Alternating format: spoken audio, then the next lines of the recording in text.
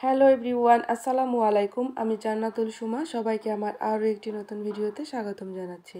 আচ্ছা, রোস্ট রান্না কিন্তু আমরা সবাই পারি, কিন্তু বাসায় খুব সহজেই ঝটপট কিভাবে রোস্ট রান্না করা যায়, আমি সবসময় যেভাবে রোস্ট খুব সহজ পদ্ধতিতে রান্না করি সেটাই আজ আপনাদের সাথে শেয়ার করব।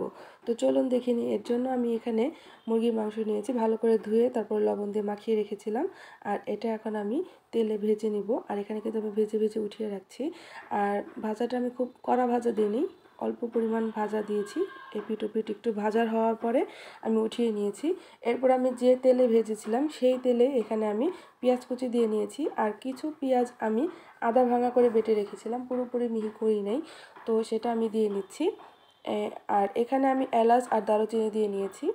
আর এরপরে আমি যখন পেঁয়াজটা একটু ভাজা হয়ে গিয়েছে, তারপর আমি এখানে আদা রসুন জিরা বাটা দিয়ে নিয়েছি। এরপর আমি এখানে জয়ফল জয়ত্রী শাহি জিরা গোলমরিচ এলাচ দারুচিনি ভালো করে বেটে দিয়ে নিয়েছি। এরপর আমি এখানে 1 চামচ পরিমাণ লবণ দিয়েছি। আর আমি এখানে দিয়েছি 1 চামচ পরিমাণ লাল মরিচের গুঁড়া দিয়ে ভালো করে এখন আমি কষিয়ে নিয়েছি। কষিয়ে নেওয়ার পরে আমি এখানে সেই মাংসগুলো দিয়ে নিচ্ছি। মাংসগুলো খুব আলতো হাতে দিতে হবে যেন ভেঙে না যায়। তো যাই হোক, আর মাংসগুলো নাড়া দেওয়ার সময় সবসময় সাবধানতা অবলম্বন করতে হবে। এরপর আমি এখানে টক দই দিয়ে নিয়েছি আর 1 টেবিল চামচ পরিমাণ চিনি দিয়ে নিয়েছি। আমি আজ যে রোস্টটা রান্না করব সেটা ঝাল মিষ্টি হবে, মানে ঝালের পরিমাণও থাকবে মিষ্টিও থাকবে। তো এইভাবেই আমার রোস্টটা বেশি ভালো লাগে। তো যাই হোক, আমি এখানে টক দই কিন্তু বাসায় তৈরি করে নিয়েছি। গুঁড়ো দুধের সাথে আমি এখানে লেবুর রস দিয়ে নিয়েছি। এরপরে আমি যখন একটু কষানো হয়ে গিয়েছে, তারপর আমি এখানে গরম দুধ গরুর দুধ দিয়ে নিয়েছি।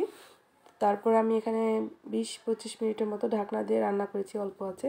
তো যাই হোক, এরপরে কিন্তু যখন ঝোলটা শেষ হয়ে এসেছে, তখন আমি শুকিয়ে এসেছে, গ্রেভিটা যখন ঘন হয়ে যায়, তখন আমি এই পর্যায়ে কাঁচামরিচ দিয়ে নিয়েছি। কাঁচামরিচের একটা সুন্দর ফ্লেভার আছে, যেটা কিনা এই শেষ সময় দিলে সুন্দর একটা ফ্লেভার বের হয়, খুব ভালো লাগে। আর আমি এখানে কেওড়া জল দিয়েছি 1 টেবিল চামচ পরিমাণ।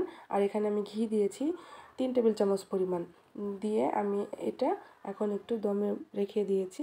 এটা এখন অল্প আছে, গ্রেভিটা আরও ঘন হতে থাকবে। এখানে আমি ঝরঝরে সাদা পোলাও রান্না করেছি। আর এখানে সালাদ কেটে নিয়েছি। সাদা পোলাওয়ের রেসিপি আমার ভিডিও অনেকবার দেওয়া আছে, যার জন্য আমি এটা শেয়ার করলাম না। তো যাই হোক, বাসায় সবাই এভাবে তৈরি করে খাবেন। আর রান্নাটা দেখেই বোঝা যাচ্ছে অনেক টেস্টি হয়েছে, অনেক মজা হয়েছে।